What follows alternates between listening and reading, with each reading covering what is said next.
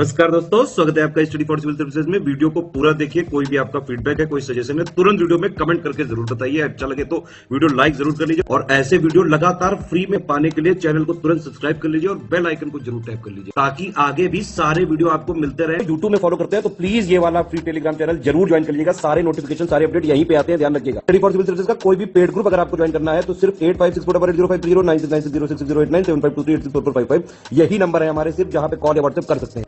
Instagram पे हमारा page जरूर फॉलो कर लीजिएगा, study for civil dot services है। ट्विटर पे हमको जरूर फॉलो कर लीजिएगा, @स्टडी फॉर सिविल्स है। Hello everyone, welcome you all to study for civil services. आज की हमारी डेट है 12 अप्रैल। 12 अप्रैल के हम लोग इम्पोर्टेंट आर्टिकल्स को देख लेते हैं। सबसे पहला हमारा आर्टिकल है ईदु मीशमी। न्यायपालिका में महिलाओं की कितनी भागीदारी है। विवृत न्याय ओपन जस्टिस। 3D मुद्रित कार्योजनिक इंजन। प्रबंधन प्रभावशीलता मूल्यांकन का 5वां चक्र और रामराज्य। सबसे पहला आर्टिकल है ईदु मिश्मी। ईदु मिश्मी यहाँ पर क्या है। अरुणाचल प्रदेश में प्रस्तावित बाघ अभ्यारण्य का स्थानीय ईदु मिश्मी विरोध काफी लोग कर रहे हैं, तो ये क्या चीज है वो हम समझ लेते हैं। राष्ट्रीय बाघ संरक्षण प्राधिकरण के प्रमुख ने ये बोला है कि अरुणाचल प्रदेश में दिबांग जो एरिया है वहां के वन्यजीव अभ्यारण्य को जल्दी बाघ अभ्यारण्य के रूप में जो है वो चेंज कर दिया जाएगा।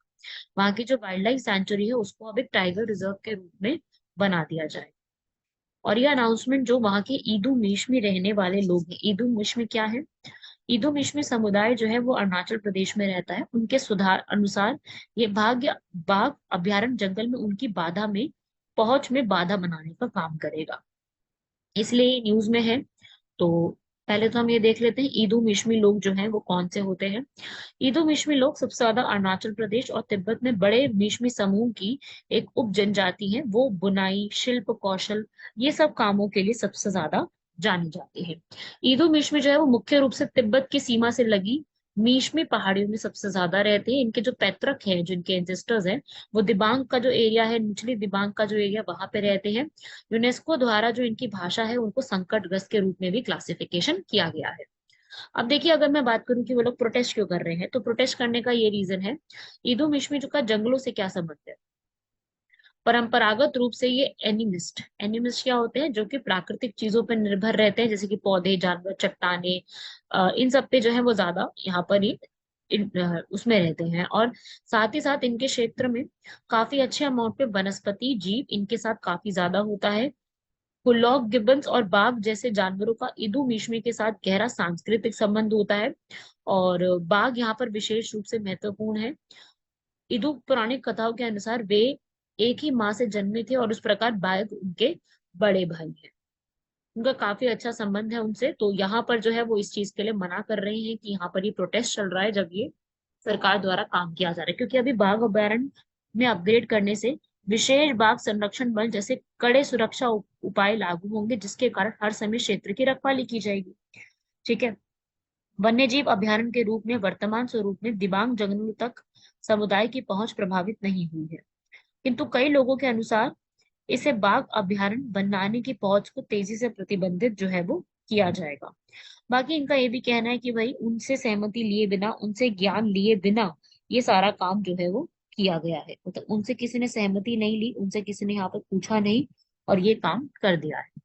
तो बाघ अभ्यारण्य जो है वो आपको इस तरीके से याद रखना है। बाघ अभ्यारण्य इस चीजों के लिए न्यूज में है। ठीक है भाई।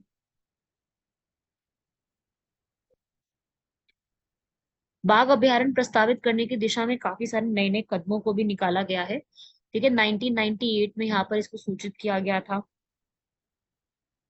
और साथ ही साथ जो है ये अभ्यारण्य एक जैव विविधता हॉटस्पॉट है और दुर्लभ भीष्मिक तानी, कस्तूरी मृग, गोरल और साथ साथ तेंदुए, ये सब चीजें भी यहाँ पर काफी ज्यादा रहती हैं। अगर किसी भी एरिया को आपको बाघ अभ्यारण्य के रूप में बनाना है तो आपको नेशनल टाइगर कंजर्वेशन अथॉरिटी, इसको NTCA कहते हैं, मतलब राष्ट्रीय बाघ संरक्षण प्राधिकरण के रूप में इसको जो है जगह देनी होगी, जिसका गठन जो है वो 1972 में किया गया था। इस प्राधिकरण में पर्यावरण और वन्य मंत्रालय के प्रभारी मंत्री पर्यावरण और वन मंत्रालय, ये सब चीजें जो है इसके अंदर शामिल होते हैं, जिनका उद्देश्य क्या होता है कि भारत में जितने भी ये जो प्रोजेक्ट टाइगर चल रहा है उसके तहत सारी चीजों को कानूनी बनाना और स्टेट्स के साथ इसको पूरे को इम्प्लीमेंट करवाने की कोशिश करना, बाघ अभयारण्य के आसपास के क्षेत्रों में स्थानीय लोगों की आजीविका के हितों में रक्षा करना, ये सब काम यहाँ पर इनके लिए किए जाते हैं। अगला आर्टिकल आता है कि न्यायपालिका में महिलाओं की क्या भागीदारी है। न्यायिक पारदर्शिता की बात करें तो उच्च न्यायालयों की तुलना में जिला अदालत में ज्यादा महिला न्यायाधीश है। जैसे अभी एक रिपोर्ट आई है, इंडिया जस्टिस रिपोर्ट, उसके अकॉर्डिंग ये सारी चीजें बताई गई। ये बताया गया कि भाई जिला अदालत स्तर पर न्यायाधीशों की जो संख्या है वो 35% है और देश भर के उच्च न्यायालयों में केवल 13% ही महिलाएं हैं। जहां विभिन्न राज्यों में महिला न्यायाधीशों की हिस्सेदारी असमान है, वही 70% के साथ गोवा में अधीनस्थ न्यायालयों में महिला न्यायाधीशों का प्रतिशत काफी अधिक है। इसके बाद मेघालय और न्यायालय नागालैंड में 63% है। 2020 से 22 के बीच में उच्च न्यायालयों में महिलाओं के प्रतिनिधित्व में 2% से थोड़ा कम वृद्धि हुई है, जबकि तेलंगाना में काफी ज्यादा वृद्धि देखने को मिली है। हालांकि ऐसे भी कुछ राज्य हैं जहां पर महिलाओं का प्रतिशत काफी गिरा है, जैसे कि आंध्र प्रदेश में, छत्तीसगढ़ में काफी गिरावट है, कि जो पहले के टाइम पे हुआ करता था वो उससे कम है। बिहार, त्रिपुरा, मणिपुर, मेघालय, उत्तराखंड, इन सबके उच्च न्यायालयों में कोई भी महिला न्यायाधीश है ही। ठीक है भाई, तो यहाँ पर इस तरीके की जो है ना, इस रिपोर्ट में सारी इन्फॉर्मेशन दी है। ये बताया कि भाई, या इस रिपोर्ट में ये भी तक बताया गया है कि 2018 से लेकर 2022 तक कुल 537 न्यायाधीशों को उच्च न्यायालयों में नियुक्त किया गया, जिसमें से 1.3% एससी कैटेगरी के, 2.8 एसटी हैं और बाकी ओबीसी कैटेगरी के भी काफी, मतलब 11% है और माइनॉरिटी में 2.6% है। तो ये डेटा आप एक बार इसको पढ़ सकते हो। अब हमें ऐसा क्यों लगता है कि भाई यहाँ पर, जैसे मैंने कल के आर्टिकल में बताया था कि पुलिस में महिलाएं जो है वो काफी कम अमाउंट में आती है, सेम उसी प्रकार से जुडिशरी में भी काफी कम अमाउंट है। तो हम ऐसा कैसे कह सकते हैं कि भाई जुडिशरी में कम अमाउंट है? तो उसके लिए सबसे पहली चीज तो रूढ़िवादिता जो सोच है, रूढ़िवादिता सोच और अवसंरचना की काफी कमी है। जैसे कि पहले की जो मुख्य न्यायाधीश थे एन वी रमन्ना, उन्होंने भी बताया था कि अवसंरचना में कमी है, लैंगिक रूढ़िवादिता में कमी है और मुवक्किल की पुरुष अधिवक्ताओं के लिए वरीयता देना, न्याय के लिए असहज वातावरण होना, अवसंरचना में कमी, ये सब है। 6000 विचारण न्यायालय में से लगभग 22% के लिए महिलाओं के लिए शौचालय तक नहीं बनाया गया है। प्लस जो यहाँ पर पूरा ये इलाका है, ये कैसा है, पुरुष प्रधान यहाँ पर नियुक्ति की जाती है। सारी की सारी जो नियुक्ति होती है, पूरा जो इलाका है वो पुरुष प्रधान के रूप में जाना जाता है। और न्यायालय कक्ष में भी प्रतिकूल माहौल होता है। घरेलू उत्तरदायित्व महिलाओं को जो है वो न्यायाधीश पक्ष पद की पेशकश जो है वो कभी ही इसको जो है वो देखा जाता है इस तरीके से। तो यहाँ पर जरूरत क्यों है? देखिए भाई, विविधीकरण जो है समाज की एक सबसे बड़ी एक प्रयास है। तो विविधीकरण यहाँ पर बहुत जरूरी है। संतुलित अगर हमें यहाँ पर न्याय चाहिए तो उसमें महिलाओं की उपस्थिति से न्याय जो वितरण प्रणाली है उसमें काफी सुधार हो जाएगा। संतुलित और सहानुभूतिपूर्ण दृष्टिकोण की भी बहुत ज्यादा जरूरत है। महिलाओं के प्रतिनिधित्व में सुधार करने के लिए जो है, यौन हिंसा का भी मामले हैं, कुछ भी इस तरीके के मुद्दे होते हैं, तो उसके लिए एक फीमेल का होना वहां पे जरूरी है। और न्यायपालिका पे भरोसा बढ़ाने के लिए भी ये सब काम करने की आवश्यकता है। आगे आने वाले समय की अगर हम बात करें तो न्यायपालिका में महिलाओं के लिए 50% का एटलीस्ट यहाँ पर प्रतिनिधित्व होना चाहिए। पाठ्यक्रम में भी यहाँ पर काफी जगह पे भी महिलाओं के लिए जो लॉ कॉलेजेस होते हैं वहां पर सीट्स को जो है वो आवंटित एक रिजर्वेशन होनी चाहिए। स्पेशली इन लॉ कॉलेजेस की बात करें, महिलाओं के लिए स्पेशल होना चाहिए। साथ ही साथ और आसम, आंध्र प्रदेश, तेलंगाना, उड़ीसा, राजस्थान, यहाँ पर इस तरह के आरक्षण से काफियों को लाभ भी हुआ है और वहां पर 40 से 50% महिला न्यायिक अधिकारी भी देखी गई है। और जो भी महिलाओं के लिए यहाँ पर मूलभूत फैसिलिटीज होती हैं, जो बिल्कुल बेसिक सी रिक्वायरमेंट्स होती हैं, वो भी यहाँ पर फुलफिल करने की सोचनी तो जरूर चाहिए। ठीक है। उसके अलावा यहाँ पर न्यायालय के परिसर में जो समावेशी डिजाइन होता है उसको प्रस्तुत करने की बात होनी चाहिए। न्यायिक प्रणाली में पारदर्शिता को बढ़ाने की काफी आवश्यकता है। इससे महिलाओं को अपनी क्षमता साबित करने में अधिक अवसर देखने को मिलेंगे। फिर इसके बाद नेक्स्ट है ओपन जस्टिस। ओपन जस्टिस, विवृत न्याय। सर्वोच्च न्यायालय ने मीडिया की स्वतंत्रता और निष्पक्षता के लिए यहाँ पर काफी काम करा है। ओपन जस्टिस होना चाहिए। सुप्रीम कोर्ट ने ये बात बोली है कि भाई अब यहाँ पर जो भी आप मलयालम चैनल मीडिया 1A के प्रसारण लाइसेंस को बहाल करने का निर्देश दिया है। इसमें यहाँ पर ये है कि अभी यहाँ पर पूरा का पूरा ओपन जस्टिस का टॉपिक न्यूज में आ गया। अब पहले तो ये समझो कि ओपन जस्टिस होता क्या है। ओपन जस्टिस का मतलब होता है कि जो भी आपको यहाँ पर आपने कार्यवाही करी है वो लोगों के लिए, जनता के लिए स्पष्ट है, जनता के लिए पारदर्शी होनी चाहिए, हर प्रकार से स्पष्ट होनी चाहिए। इसके क्या एक इम्पोर्टेंट चीजें हैं, जैसे कि न्यायिक कार्यवाही तक जनता की पहुंच होनी चाहिए। जो भी यहाँ पर जो भी सारी चीजें हैं, न्यायालय की सुनवाई जो है उसमें यहाँ पर ये होना चाहिए कि कोई भी न्यायालय की सुनवाई में शामिल हो सकता है, और कुछ प्रतिबंधों के अधीन, जैसे कि वहां पर कभी क्या होता है कि गवाहों की गोपनीयता रखनी होती है, अदालती दस्तावेज, इन सब की पहुंच ना हो, बाकी सब चीजों के लिए वो पहुंच रखता हो। पारदर्शिता का होना बेहद जरूरी है। मतलब यहाँ पर न्यायिक कार्यवाही जो है वो पारदर्शी तरीके से संचालित की जाए, जिसमें जो भी पक्ष वहां पे शामिल हो रहे हैं, वहां पर जो भी चीजें हैं वो सबको यहाँ पर जनता को बताने की यहाँ पर कोशिश होनी चाहिए। उत्तरदायित्व यहाँ पे निभाना चाहिए। उत्तरदायित्व का यहाँ पर सीधा मतलब है अकाउंटेबिलिटी बढ़नी चाहिए। विवृत न्याय में जनता को यह जानने की अनुमति देकर उत्तरदायित्व को बढ़ावा दिया जाता है कि भाई कोई भी न्यायिक निर्णय है उससे आप कैसे आगे बढ़ा सकते हो।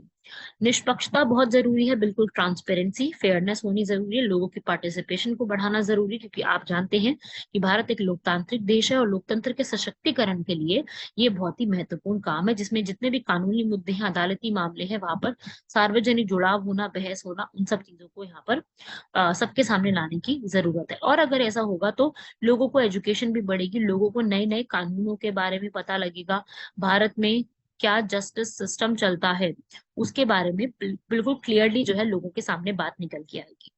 साथ ही साथ मनमानेपन जो है, मनमानी जो चीजें कर देती, क्योंकि पारदर्शिता होगी तो एक अकाउंटेबिलिटी बढ़ेगी, और अकाउंटेबिलिटी जब बढ़ती है तो आपके लिए यहाँ पर ये बहुत खास बात होती है, जब अकाउंटेबिलिटी बढ़ती है तो लोग मनमानापन नहीं कर पाते हैं।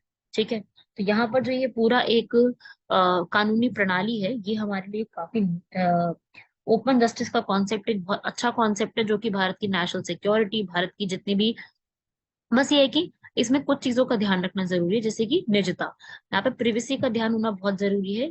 और सुरक्षा के हितों के लिए कभी कभी जो करीबी सुनवाई होती है, गुमनाम रखना, उत्पीड़न के परिवार के बारे में नाम ना लेकर के आना, ऐसी चीजों की बहुत जरूरी होती है कि आप निजता को रखो।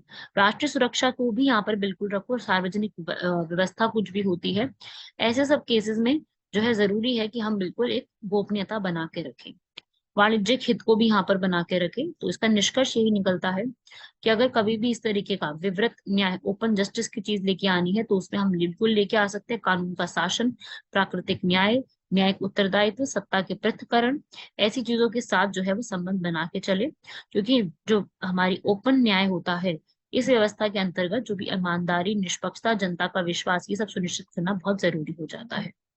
तो यहाँ पर ओपन जस्टिस जो है वो एक नैतिक और संस्थागत अखंडता के लिए काफी एक अच्छा पहलू बन सकता है। ओपन जस्टिस आप देख सकते हैं कि जिससे जो जुडिशरी है उसके लिए लोगों के मन में एक विश्वास और एक कॉन्फिडेंस बढ़ने की आवश्यकता हो जाती है। अगला है हमारा 3D से प्रिंटेड एक कायरोजेनिक इंजन यहाँ पे आया है। स्काईरूट एरोस्पेस जो है वो यहाँ पर उसने, स्काईरूट एरोस्पेस ने 3D प्रिंट के साथ धवन सेकंड करके एक इंजन को लॉन्च किया है 200 सेकंड की ड्यूरेशन के लिए। ये यहाँ पर हैवियर व्हीकल विक्रम सेकंड के लिए बनाया गया। ये प्राइवेट कंपनी है स्काईरूट टेक्नोलॉजी या स्काईरूट एरोस्पेस, ये बेसिकली जो है हैदराबाद की एक कंपनी है, इंजीनियर्स ने बनाई है ये कंपनी। उन्होंने 3D प्रिंटिंग के ऊपर जो है 3D प्रिंटिंग का यूज करके एक प्रोटोटाइप बनाया, जिसके अंदर उन्होंने plastic, resin, thermoplastic, metal, fibre, इन सब का इस्तेमाल करके इसको बनाया। 3D प्रिंटिंग का लाभ क्या होता है कि बहुत कम ज्यादा उसमें वेस्टेज बहुत ही कम होती है, बहुत ही ज्यादा कार्यक्षम होता है, एफिशिएंट होता है, नया तरीके से इसको, नई नई तरीके से आप उसमें पॉसिबिलिटीज चेक कर लेते हो, स्थानीयकरण, विनिर्माण, आप बिल्कुल जो आपको वहां पर स्थान के ऊपर ही आपको जो चीजें मिलती हैं, ऑन डिमांड आपको सारी चीजें मिलने को एक फायदा मिल जाता है। और साथ ही साथ इसके अंदर हम लोग जो भी हमारी यहाँ पर अ, जो भी नॉवल मटेरियल कॉम्बिनेशन होता है वो सारी चीजें भी वहां पर मिल जाती हैं। Additive manufacturing, biotechnology, camouflage, self healing body, ये सब चीजें होती है। अगर वो कपड़ा होगा ना वो अपने आप को खुद ही, यहाँ पर अगर फट भी जाता है तो अपने आप को दोबारा से खुद ही हील कर लेता है। आपूर्ति श्रृंखला में लचीलापन होना, तो ये सारे बेनिफिट्स जो हैं वो इस 3D प्रिंटिंग की वजह से हमें देखने को मिलते हैं।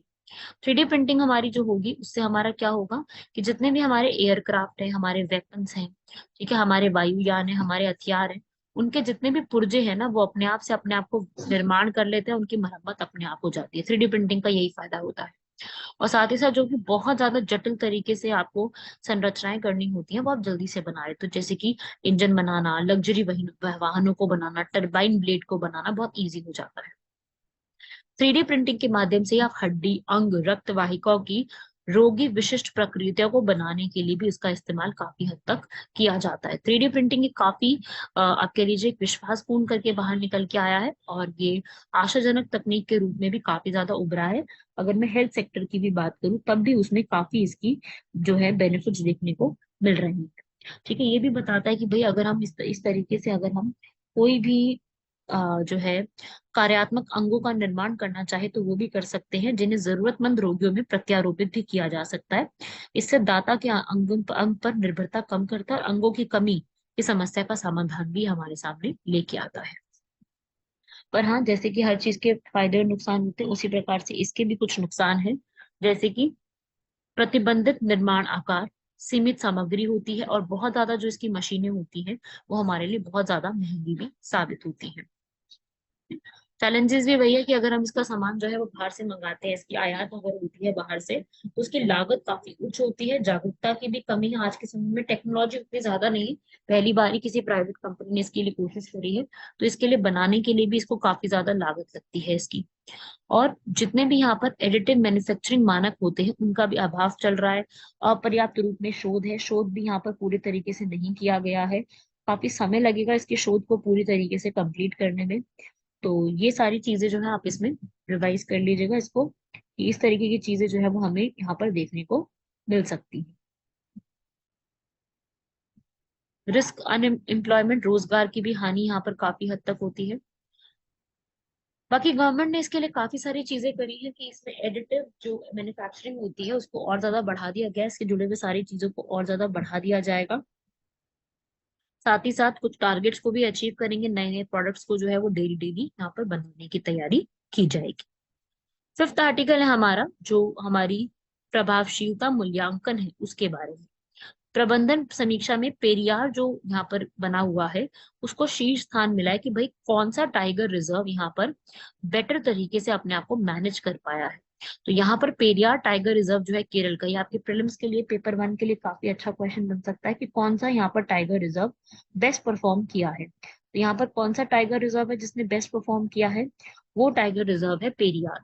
ठीक है भाई, यहाँ पर टाइगर का सेंसस किया है, उसी में यहाँ पर ये सारी चीजें बताई गई हैं। उसी के जस्ट साथ में यहाँ पर जो सतपुरा टाइगर रिजर्व है मध्य प्रदेश का, बांदीपुर का कर्नाटका, नागरहोल में कर्नाटका का, ये सारे भी यहाँ पर काफी अच्छे से प्रोटेक्शन की है। भारत के अंदर अगर 998 प्रोटेक्टेड एरिया संरक्षित क्षेत्र है, जिसमें 106 जो है वो राष्ट्रीय उद्यान है, 567 वन्य जीव अभ्यारण्य है, वाइल्ड लाइफ, 105 यहाँ पे रिजर्व्स बने हुए हैं, और 220 कम्युनिटी सेंटर है, और 53 है टाइगर रिजर्व बाघ अभ्यारण्य अधिसूचित किए गए हैं, जिसमें और भी ज्यादा सुरक्षा की एक लेयर चढ़ा दी गई है। यहाँ पर इस पूरे टाइगर रिजर्व में किसी भी टाइगर रिजर्व को पुअर खराब यहाँ पर आंकड़ा नहीं दिया है। ओवरऑल काफी अच्छे टाइगर रिजर्व है जहाँ पे एक्सेलेंट उनको भी यहाँ पर रैंकिंग दी गई है। साथ ही साथ बाकियों को, कईयों को अच्छी श्रेणी में, कई को बहुत अच्छी, कईयों को उच्च श्रेणी में यहाँ पर रखा गया है, और पूरा यहाँ पर इसका वो निकाला गया है। और बाकी इसके अंदर जो भी टाइगर रिजर्व में यहाँ पे कमी है उसमें सुधार करने की नई नई बातें की गई हैं कि हम उसमें किस प्रकार से सुधार कर सकते हैं। अगला है राम राज्य। राम राज्य एक ऐसा कॉन्सेप्ट है जो कि गांधी जी ने सबसे ज्यादा पॉपुलर किया था। इसमें ये बोला था कि इस तरीके की सोसाइटी होनी चाहिए जहां पर राम के शासन का आधार हो। राम राज्य की अवधारणा एक आदर्श समाज के विचारों को दर्शाती है जहाँ पे हर कोई समान है, जहाँ पे न्याय की ही सिर्फ जीत होती है। राम राज्य में राम शब्द का एक ऐसे राजा से है जो ज्ञान, करुणा और न्याय के साथ जो है शासन करना जानता हो। राम राज्य में यहाँ पर जो है गांधी जी ने किसकी इंपॉर्टेंस के लिए बोला था, गांधी ने यहाँ पर समानता के बारे में बात कही थी। गांधी ने राम राज्य की अपनी अवधारणा में समानता के महत्व पर काफी जोर दिया था। उनका मानना था कि हर व्यक्ति जाति, पंथ या लिंग की परवाह किए बिना समान अवसर और अधिकारों की यहाँ पर बात करे।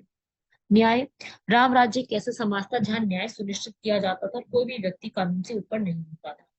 गांधी ने न्याय प्राप्त करने के लिए काफी सारे नई नई चीजों को बोला था, जैसे कि आप आत्मनिर्भर रहें, आत्मनिर्भरता के थ्रू ही आप राम राज्य जैसी चीजों की यहाँ पर आप स्थापना करने के बारे में सोच सकते हैं। और गांधी जी के बारे में एक सबसे इंपॉर्टेंट पॉइंट तो आप सभी लोग जानते हैं, वो है अहिंसा। तो यहाँ पर राम राज्य एक ऐसी सोसाइटी थी जहां पर हिंसा को पूरी तरीके से त्याग दिया जाता है, शांतिपूर्ण तरीकों से ही केवल और केवल संघर्ष किया जाता है। अहिंसा गांधी की राम राज्य की अवधारणा की आधारशील है। उनका मानना था कि हिंसा से हिंसा को कभी नियंत्रित नहीं किया जा सकता, बल का प्रयोग कभी स्थायी शांति नहीं ला सकता। इसकी बजाय आप क्या करिए, सत्याग्रह कीजिए, आप सभी ने अवज्ञा कीजिए, आप बिल्कुल सब लोगों से मिलकर के डिसोबे कर दो, आत्म नियंत्रण की बातें करो, पर आप कभी भी यहाँ पर नॉन वायलेंस को प्रमोट ना करो। स्वशासन अपना लो, सेल्फ रूल लेकर के आओ। जीवन को प्रभावित करने के लिए यहाँ पे लोगों को ही खुद से अपने आप को स्वशासन करना होगा। इस पूरी चीज को प्रमोट करो। समृद्धि लाने की कोशिश करो। नैतिक और आध्यात्मिक मूल्य, सत्ता का विकेंद्रीकरण, ये सारी चीजों पे फोकस करो। बिल्कुल विकेंद्रीकरण होना चाहिए, सारी पावर एक ही व्यक्ति के हाथ में नहीं होनी चाहिए। सत्ता को विभाजित करना भी बहुत जरूरी है। तभी उन्होंने यहाँ पर जो है पंचायत का कॉन्सेप्ट लाने की बहुत ज्यादा बात भी कही थी। तो ये सब चीजें तो होनी चाहिए, पर यहाँ पर जो है न्यायता, जो न्याय सत्ता होती है वो बहुत ज्यादा जरूरी है। और अहिंसा, स्वैच्छिक सहयोग, ये सब चीजों को लाना सबसे ज्यादा जरूरी होता है। आर्थिक असमानता, आत्मनिर्भरता, शिक्षा, इन सब चीजों पे सबसे ज्यादा फोकस होना चाहिए। शिक्षा होनी चाहिए, सबसे आवश्यक है। आत्मनिर्भर होना बहुत जरूरी है। ये सारी चीजें जो है एक राज्य के लिए काफी जरूरी होती है। यहाँ पर देख सकते हो ग्राम राज्य से राम राज्य के ऊपर बात है, ग्राम स्वराज और रीअर्बनाइजेशन, इसके ऊपर काफी सारी नई नई चीजें बोली गई हैं। पानी समिति, ई ग्राम समिति, अपना तालुको, वाइब्रेंट तालुको, ज्योति ग्राम, निर्मल गुजरात, ये सारी जो चीजें हैं वो यहाँ पर रूरल अर्बन कनेक्ट करने की कोशिश की जा रही है, जहां पर अर्बन टच के हिसाब से पूरे रूरल एरिया को ट्रांसफॉर्म जो है वो करने की कोशिश की जाएगी। ठीक है भाई, ये पूरा आपका यहाँ तक आर्टिकल्स है आज के। अब हमारे आज के क्वेश्चंस पे आते हैं, ज्यादा बड़े आर्टिकल्स नहीं थे आज हमारे। अब यहाँ पर एनवायरनमेंट का स्टैटिस्टिक्स आया, पर्यावरण की सांख्यिकी आई है, जिसमें 2023 के लिए लॉन्च की गई है। और इसमें जो है यहाँ पर ये बताया कि 2022 में 2021 के कंपैरिजन में जो हमारी पूरी रेलवे जो रेनफॉल है वो काफी पहले के अमाउंट में बड़ी है, घटी नहीं है, वो बड़ी है। तो वो स्टेटमेंट तो ठीक लिखी हुई है कि पहले के कंपैरिजन में जो यहाँ पर रेनफॉल है, जो मापी गई वार्षिक वर्षा है, वो बड़ी है। 2022 में राजस्थान के अधिकतम लू के जो दिन है वो दर्ज किए गए हैं। इसके बाद पंजाब, हरियाणा, झारखंड और दिल्ली का स्थान रहा है। फिर विशेष रूप से असम और हिमाचल प्रदेश में 2010 के बाद लू वाले दिन की सूचना कोई प्राप्त ही नहीं हुई है।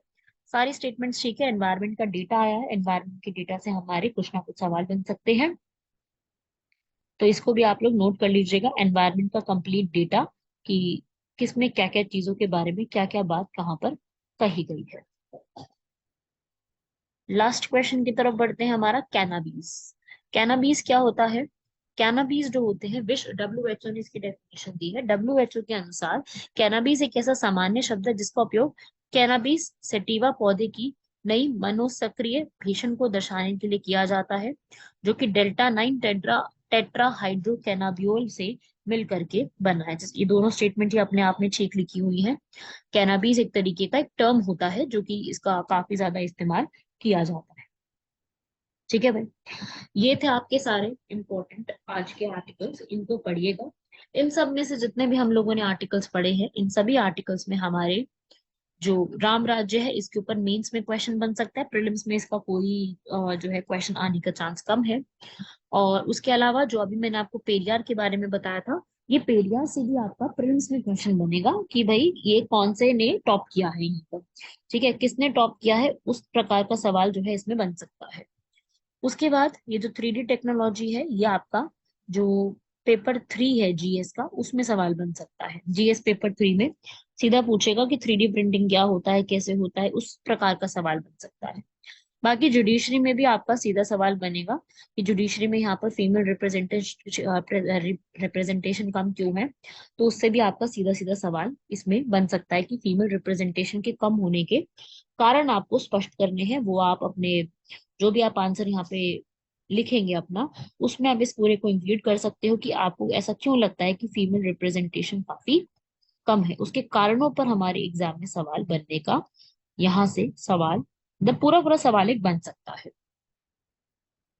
और जो फर्स्ट आर्टिकल था हमारा, फर्स्ट आर्टिकल था यहाँ पर पूरा जो कि ये बताता है कि जो हमारे ये ईदु मीशमी है, इससे भी हमारा जो प्रीलिम्स है उसमें भी सवाल बन सकता है कि ईदु मीशमी कहाँ रहने वाले लोग हैं। मीशमी हिल्स अगर आपने पढ़ा हो तो आप इससे पूरा रिलेट कर सकते हो, मीशमी हिल्स जो है वो यहीं पर ही आपको देखने को मिलेंगी। तो उस प्रकार से जो है इसमें सवाल बन सकता है। मीशमी हिल्स के ऊपर बन सकता है कि मीशमी हिल्स की यहाँ पे लोकेशन है, कहाँ पे है, किस लिए प्रोटेस्ट कर रहे हैं, और एनटीसीए क्या होता है। एनटीसीए अपने आप में काफी इंपॉर्टेंट है। तो जो मैंने आपको एनटीसीए के बारे में जितने जितने फैक्ट्स आपको बताए हैं, वो सारे एनटीसीए के फैक्ट्स आप लोगों के एग्जाम के लिए सीधा सीधा इंपॉर्टेंट होंगे। एनटीसीए प्रीलिम्स के लिए भी इंपॉर्टेंट है, पहले भी कई बार एनटीसीए पर प्रीलिम्स में सवाल किए जा चुके हैं।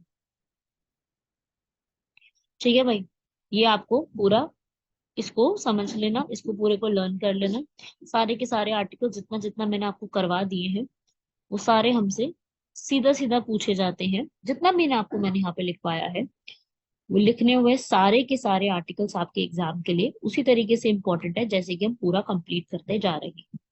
ठीक है, जितना जितना यहाँ पर मैं आपको कंप्लीट कराती जाऊं उतना उतना आपको पढ़ते जाना है, और उनसे आपके जो भी क्वेश्चंस बनते हैं उनको आप सॉल्व करते जाइएगा। और बाकी जो मैं आपके सामने यहाँ पे डेली कोर्स क्वेश्चन लेके आती हूँ, उन क्वेश्चन को सॉल्व करना कभी मत भूलिएगा, क्योंकि वो हमारे लिए काफी ज्यादा इंपॉर्टेंस रखते हैं। तो ये थे हमारे आज के आर्टिकल्स। मिलते हैं आप लोगों से नेक्स्ट आर्टिकल में। तब तक के लिए धन्यवाद, शुक्रिया, जय हिंद।